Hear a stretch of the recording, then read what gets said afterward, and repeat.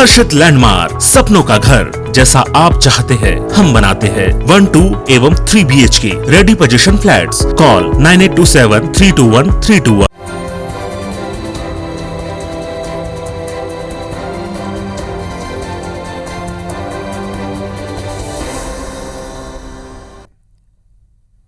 नमस्कार, मैं हूं पुनीत पाठक और आप देख रहे हैं छत्तीसगढ़ की बात। बहुत स्वागत है आप सबका। तकरीबन 8 साल के बाद झीरम हमले की न्यायिक जांच रिपोर्ट राज्यपाल को सौंप दी गई और जब से खबर आई है इसके बाद से छत्तीसगढ़ में सियासत गरमा गई। कांग्रेस ने राज्यपाल को रिपोर्ट सौंपने पर आपत्ति दर्ज कराई और इसे तय प्रक्रियाओं का उल्लंघन बताया। रिपोर्ट को सरकार को सौंपने को कहा। इधर बीजेपी कहती कि कांग्रेस चाहती नहीं कि हमले का सच सबके सामने आए और इसीलिए तानाशाही वाले रवैये को अपना रही, आरोप भी लगाया। सवाल ये उठता है कि न्यायिक जांच रिपोर्ट पर इतनी बयानबाजी के क्या मायने और इस पर राजनीति कौन कर रहा है, सच सामने कैसे आएगा? बीजेपी या कांग्रेस पार्टी किसके आरोपों में ज्यादा दम है, कौन से ज्यादा सच के करीब है? आखिर झीरम हमले का सच कब प्रदेश के सामने आएगा? तमाम सवाल है जिन पर आज बातचीत करेंगे। हमारे खास मेहमान भी हमारे साथ में जुड़ेंगे। पहले एक रिपोर्ट देखें।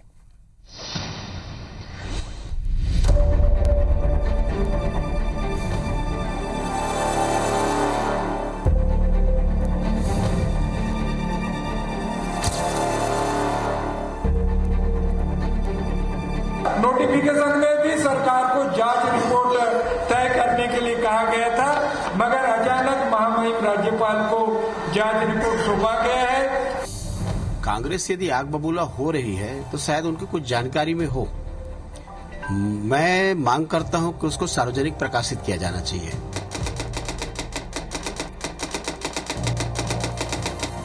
आठ साल पहले इसी तारीख को नक्सलियों ने झीरम में खूनी खेल खेला था, जिसमें कांग्रेस के दिग्गज नेताओं सहित कुल 32 लोगों की मौत हो गई थी। घटना के बाद तत्कालीन रमन सरकार ने 28 मई 2013 को न्यायिक जांच आयोग का गठन किया। गठित आयोग ने अपनी रिपोर्ट राज्यपाल अनुसुईया उइके को सौंप दी है। रिपोर्ट भले ही अभी सार्वजनिक नहीं हुई हो, लेकिन राज्यपाल को इसके सौंपे जाने पर सियासत जरूर गर्मा गई है। पीसीसी अध्यक्ष मोहन मरकाम ने प्रेस कॉन्फ्रेंस कर मान्य प्रक्रियाओं का उल्लंघन बताया और बिना किसी टिक्का टिप्पणी के रिपोर्ट को जल्द राज्य सरकार को सौंपने की बात कही। वहीं वरिष्ठ वकील सुदीप श्रीवास्तव ने कहा कि तत्कालीन बीजेपी सरकार ने खुद झीरम घटना की 9 बिंदुओं पर जांच के लिए गठित आयोग को अपनी रिपोर्ट राज्य सरकार को सौंपने की बात कही थी। कांग्रेस पार्टी राज्य सरकार से मांग करती है कि यदि झीरम कांड में व्यापक जांच के लिए एक बृहद न्यायिक जांच आयोग का गठन कर झीरम की षड्यंत्र की नए सिरे से जांच करवाया जाए। आयोग बनाने का अधिकार राज्य को है, उस रिपोर्ट को स्वीकार या अस्वीकार करने का अधिकार भी राज्य को है, लेकिन उसके बाद भी वो रिपोर्ट अभी भी राज्य सरकार के पास नहीं पहुंची है, माननीय महामहिम के पास पहुंची। तो इस पूरी प्रक्रिया में राज्य सरकार को बाईपास क्यों किया गया है, ये समझ से परे है। राज्यपाल को रिपोर्ट सौंपे जाने पर कांग्रेस ने आपत्ति जताई तो बीजेपी ने पलटवार करते हुए कहा कि राज्य सरकार के सभी आदेश राज्यपाल के नाम से जारी होते हैं। ऐसे में कांग्रेस की आपत्ति तानाशाही रवैया है। वहीं विष्णुदेव साय ने कहा कि पीसीसी के तत्कालीन प्रदेश अध्यक्ष कहते थे कि झीरम कांड के सबूत उनकी जेब में हैं, लेकिन जांच पूरी हो गई, कोई सबूत नहीं दे पाए। इस रिपोर्ट को सार्वजनिक होने से कांग्रेस डर रही है और इसलिए अभी से इसके ऊपर में हल्ला कर रही है। राज्य सरकार के जितने भी आदेश जारी होते हैं वो राज्यपाल जी के नाम से जारी होते हैं, इसलिए संवैधानिक प्रमुख को रिपोर्ट सौंपे जाने पर आपत्ति करना ये तानाशाही पूर्ण है, शर्मनाक है। पता नहीं रिपोर्ट से क्या इनकी बौखलाहट है और हम तो इस रिपोर्ट की सार्वजनिक करने की भी मांग करते हैं ताकि छत्तीसगढ़ की जनता को पूरे घटनाक्रम की जानकारी हो जाए और दूध का दूध पानी का पानी हो जाए। अब इस मामले में मुख्यमंत्री भूपेश बघेल ने तत्कालीन रमन सरकार और केंद्र की मोदी सरकार पर हमला बोला है। सीएम ने राज्य सरकार द्वारा गठित एसआईटी को एनआईए द्वारा फाइल वापस नहीं किए जाने पर सवाल उठाते हुए कहा कि आखिर केंद्र सरकार किसे बचाना और कौन सा तथ्य छिपाना चाहती है। आखिर भारत सरकार किसको बचाना चाहती है, किस तथ्य को छुपाना चाहती है? सवाल इस बात का है। एनआईए की जांच की बात है तो एनआईए की जांच में हमने पहले ही सवाल उठाया था कि जितने भी घटना स्थल पे थे उनसे गवाही तक नहीं लिए। सितंबर महीने में ये जवाब आया कि समय और बढ़ाया जाना चाहिए, जांच पूरी नहीं हुई है। ऐसी स्थिति में इसके ऑप्शन क्या है, इसके बारे में मैंने विधि विभाग से अनुमति मांगा। इस बीच में समाचार पत्रों से जानकारी मिली कि राज्यपाल महोदया के पास ये रिपोर्ट सौंप दी गई। कुल मिलाकर साल बदला, सरकार बदली, लेकिन अब तक जीरम के पर्दे के पीछे का सच सामने नहीं आया है। अब जब 8 साल बाद न्यायिक जांच की रिपोर्ट राज्यपाल को सौंपी गई है, जिसे लेकर बीजेपी और कांग्रेस में टकराव फिर बढ़ गया है। अब सवाल ये है कि क्या राज्यपाल आयोग की रिपोर्ट को राज्य सरकार को सौंपती है कि नहीं। इस मुद्दे पर राज्य सरकार का अगला कदम क्या होगा। सौरभ सिंह परिहार, IBC 24, रायपुर। तो इस मुद्दे के ऊपर दोनों पक्ष एक दूसरे पर आरोप लगा रहे हैं और सबसे बड़ी बात यह कि सच छिपा कौन रहा है, सच के सामने आने से डर कौन रहा है, और सच में छिपाने जैसा ऐसी क्या बात है कि इतने 8 साल से ऊपर हो जाने के बाद अभी भी इस रिपोर्ट को आने के बाद भी इस पर विवाद थमा नहीं। एक और तथ्य जो रखा गया कि अभी तक जांच अधूरी थी, अगर सितंबर तक ये जानकारी है तो फिर अचानक से इस रिपोर्ट को कैसे सौंपा गया, क्यों सौंपा गया, और इसमें प्रक्रियाओं के उल्लंघन करने का भी आरोप है। हमारे साथ दोनों पक्षों के दो सुलझे हुए कुशल वक्ता और नेता जुड़े हुए, सीधे उनका रुख करते हैं। शिशुपाल सोरी साहब हैं, कांग्रेस पार्टी के जिम्मेदार विधायक महोदय, नमस्कार, स्वागत है आपका शिशुपाल जी। और संजय श्रीवास्तव जी हैं, भारतीय जनता पार्टी के तेज तर्रार नेता और प्रवक्ता महोदय, बहुत बहुत स्वागत है आपका संजय जी इस मंच के ऊपर। सबसे पहले शुरुआत शिशुपाल जी आपसे करेंगे। मुद्दा बहुत गंभीर है। कांग्रेस पार्टी की एक पूरी सीनियर नेताओं की लाइन को जिस एक घटनाक्रम ने समाप्त किया था, उस समय एक बड़ा झटका पूरे देश को लगा था। इतना बड़ा हमला किसी भी पॉलिटिकल पार्टी, किसी भी कॉन्वॉय पर इससे पहले नक्सलियों द्वारा नहीं हुआ, और अभी तक इसका सच क्या है सामने नहीं आ पाया। प्रमुख आपत्ति किस बात की है, और विपक्ष ने जो इस पर प्रतिक्रिया दी उस पर भी आप अपनी बात रखें। पुनीत जी, मैं जो स्थापित परंपरा है और जांच आयोग की जो कार्य प्रणाली है वो एक निर्धारित नियम के तहत होता है। इसका गठन राज्य सरकार करती है जांच आयोग का, और घटना के तत्काल बाद ही ये जांच आयोग गठित हुआ प्रशांत मिश्रा जी, जस्टिस प्रशांत मिश्रा जी के अध्यक्षता में। और वो कमेटी की रिपोर्ट वैसे तो 3 महीने में आना चाहिए, और समय समय पे जब आयोग का आता है कि ये कार्यवाही शेष है तो बढ़ते जाता है। हमको उसमें कुछ नहीं कहना है। हमारा ये कहना है कि जब जांच पूरी हो गई तो जो नियम है, जो कायदे हैं, जो परंपराएं हैं, उसके तहत ये राज्य शासन को जाता है। दूसरा, मैं एक बात कहना चाहता हूँ, इस तकनीकी बातें, कि ये जो जांच आयोग के जो रिपोर्ट होते हैं वो पब्लिक डॉक्यूमेंट नहीं होते। ये राज्य सरकार उन खामियों को देखती है जो किसी भी पक्ष के द्वारा हुई तो नहीं है। मुद्दा यहां से शुरू होता है। हम जब उस समय विपक्ष में थे, हमारी परिवर्तन यात्रा चल रहा था, महेंद्र कर्मा और ऐसे बहुत सारे लगभग हमारे शीर्ष नेता थे जिनको सुरक्षा, उनके उस समय के जो सुरक्षा प्रदत्त थे, उनको सुरक्षा के अधिकार थे, वो उनको मिलने चाहिए थे। उसके ठीक पहले रमन सिंह जी, वो तत्कालीन मुख्यमंत्री थे, उनको भी वही सुरक्षा दी गई थी। और उसके सुरक्षा और हमारे जो नेताओं की सुरक्षा में भारी अंतर था। हमारा ये आरोप है कि ये जानबूझ के अनदेखा करके एक राजनीतिक साजिश के तहत ये सुरक्षा व्यवस्था कम कर दी गई थी। और ये जो बहुत सारी बातें होती हैं, जो सरकार के उस जो भी सरकार रहता है उसके पीछे उनको जानकारी पूरी रहती है उनके इंटेलिजेंस के माध्यम से। तो ये जब घटनाएं हो रही थी और जब रवाना हमारे कांग्रेस पार्टी के लोग हुए परिवर्तन यात्रा से इधर जीरम घाटी की ओर जब आए, तो पल पल की जानकारी केवल सरकार के पास ही हो सकती है और किसी के पास नहीं हो सकती थी।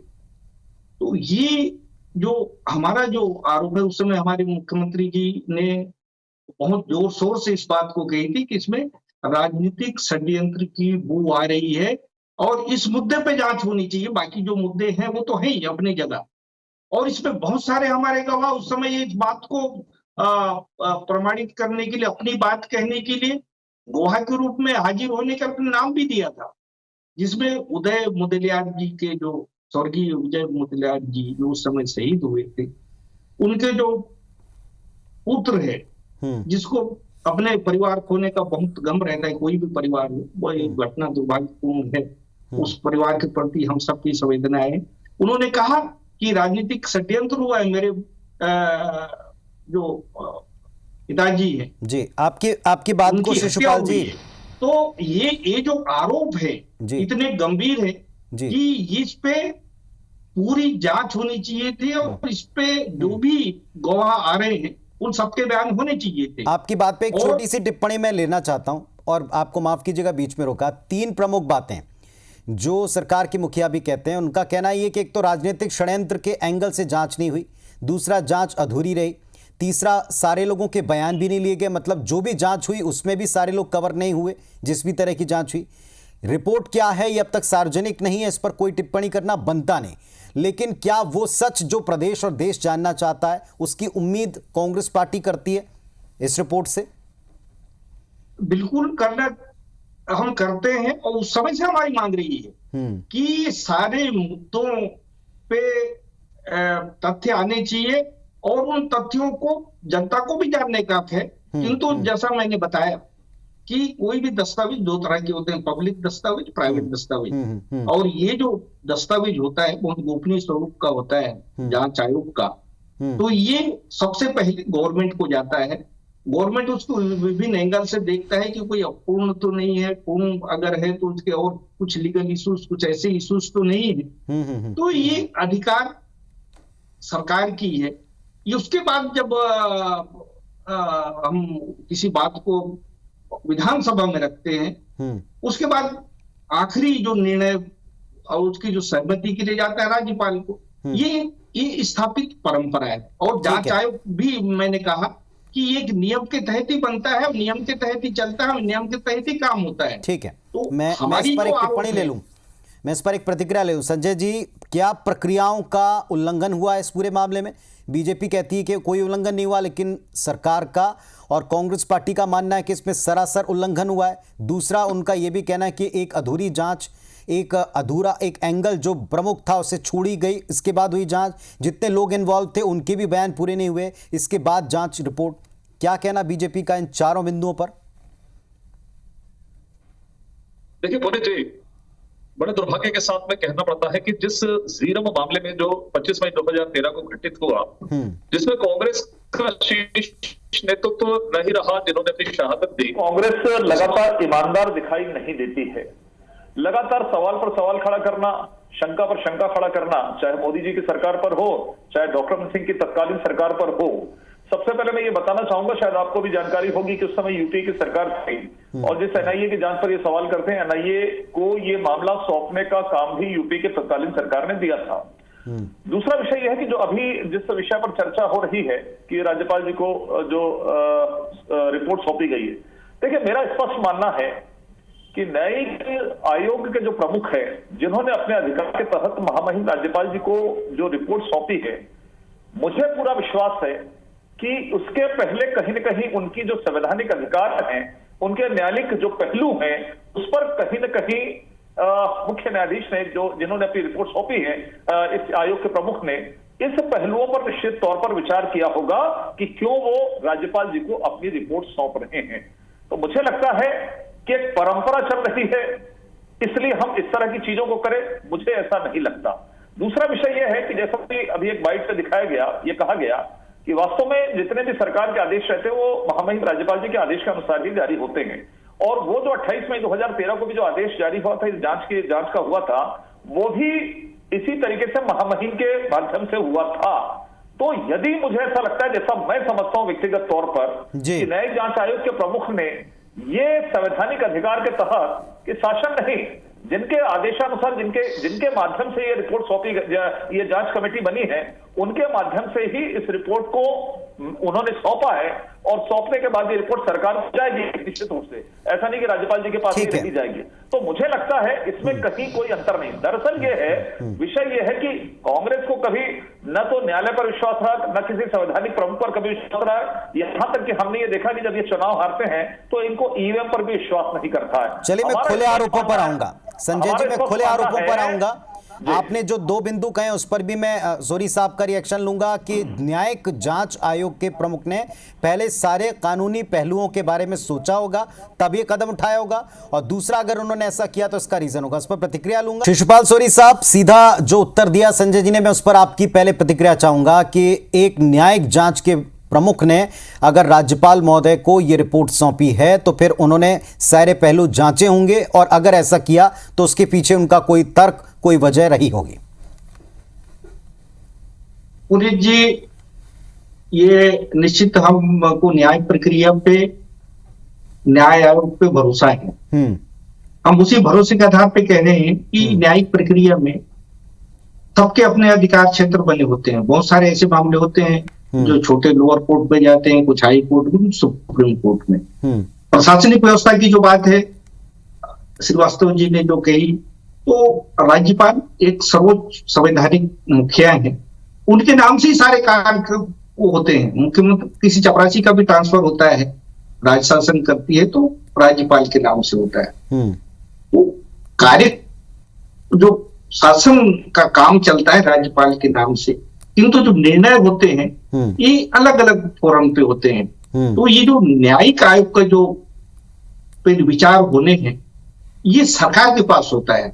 इसलिए ये हमें संदेह है कि जांच पूरी नहीं है, हालांकि जांच क्या है, कैसा है, और इसमें अगर संजय जी, इसमें अगर कोई ऐसी बात देखिए तो हम लोग आगे देखते भी हैं, न्यायपालिका है उसको बाद में संज्ञान में लेके ये जो कह रहे हैं, मुझे लगता है कि जिस तरह न्यायिक प्रक्रिया पे और जिस तरह न्यायालय के जो न्यायाधीश हैं, जिनको इस कमेटी का प्रमुख बनाया गया है, उन्होंने अपनी व्यवस्था के अनुरूप, उन्होंने अपने अधिकार के अनुरूप यदि उन्होंने अपनी रिपोर्ट सौंपी है राज्यपाल जी को, तो मुझे लगता है कि इस पर सवाल खड़ा करने की बिल्कुल भी पर पॉइंट ये है ना कि जो व्यवस्थाएं बनी हैं वो भी नियमों के तहत ही बनी होंगी संजय जी। जो परंपराएं बनी हैं, संसदीय परंपराएं, वो भी नियमों के तहत बनी हैं। देखिए, यदि कोई, पुनीत जी, मैं तो इस व्यवस्था को भी चुनौती देता हूं।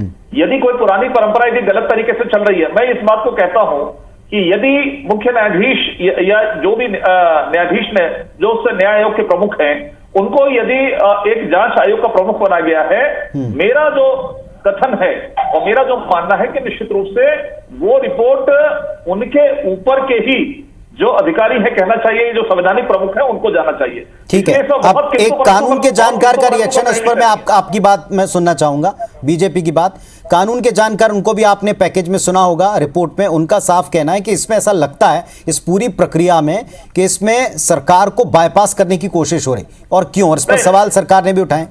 नहीं, देखिए, मुझे ऐसा लगता है कि आपने कानून विदों से किया है, और कानून विदों के और कानून के इस मामले पर जो निर्णय लेते हैं उनको इस जांच आयोग का प्रमुख बनाया गया है। बहुत स्पष्ट कह रहा हूं, क्योंकि इसमें कहीं कोई केंद्र की सरकार का विषय या हम विपक्ष में है, इसमें कहीं पार्टी का कहीं कोई विषय नहीं है। वैसे तो मैं ये भी कह सकता हूं, जिन अधिवक्ताओं की राय है वो किस विचारधारा से जुड़ा, मैं ये टिप्पणी भी कर सकता हूं, लेकिन मैं नहीं करना चाहता। लेकिन स्पष्ट तौर पर मैं कहूंगा, क्योंकि वो मुख्य न्यायाधीश रहे हैं, आज इस न्यायालय के अंदर में नहीं है, उस जांच आयोग के प्रमुख हैं, और यदि उनको यदि कहीं चुनौती देना है तो राज्य सरकार के अपने रास्ते होंगे।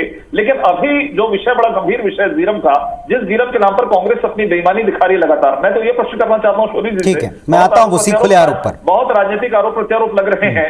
ये भूपेश बघेल जी कहते थे सरकार बनने के पहले कि मैं अपनी जेब में सबूत लेकर घूम रहा हूं। ठीक है, सॉरी साहब, अब इन खुले आरोपों का उत्तर दें। वो मैं बिल्कुल इसका उत्तर देना चाहूंगा। ये जो जांच है, इसकी कार्य प्रणाली और जो हमारे जो पहले एनआई जो गठन हुआ था 13 में हुआ, 14 में इनकी सरकार आई, और इनको एक निर्धारित समयावधि में जांच रिपोर्ट पूरी होनी चाहिए थे। हमको संदेह था कि ये जो राजनीतिक जो षड्यंत्र की जांच किसी भी स्तर पे नहीं हो रही है, हम जो सबूत पेश करना चाहते हैं वो उसका संज्ञान में नहीं लिया जा रहा है। तो ये मामला शुरू से ही संदेह के घेरे में था और आज भी है। ये मामला इसलिए कोर्ट पकड़ रहा है भूपेश बघेल जी जो जेब में सबूत लेकर घूम रहे हैं, शुरू से जिसके आधार पर 2014 से सरकार को बेईमान कह रहे थे, वो आज हमको दिखाई पड़ रहा है। उनको बदनाम करने का जो प्रयास किया जा रहा था, संदेह वाली जो बात मेरा तो ये स्पष्ट हम वही तो चाहते हैं नहीं करना तो पानी का पानी। और ये भी आपने कहा कि जब ये कि न्यायिक प्रक्रिया बड़े दुर्भाग्य को ध्यान में रख के निर्णय लिया। एक आरोप सरकार के मुखिया ने भी लगाया है। संजय जी, एक आरोप सरकार के मुखिया ने भी लगाया है और सीधे पूछा केंद्र से, आखिर केंद्र बचाना किसको चाह रहा है? अगर जो भी चीज है तो उसे सामने क्यों नहीं लाया जा रहा? किसको बचाना चाहता है? किसको इस पूरे मामले में षड्यंत्र के जो आरोप हैं उनको बचा के इससे अलग रखना चाहता है?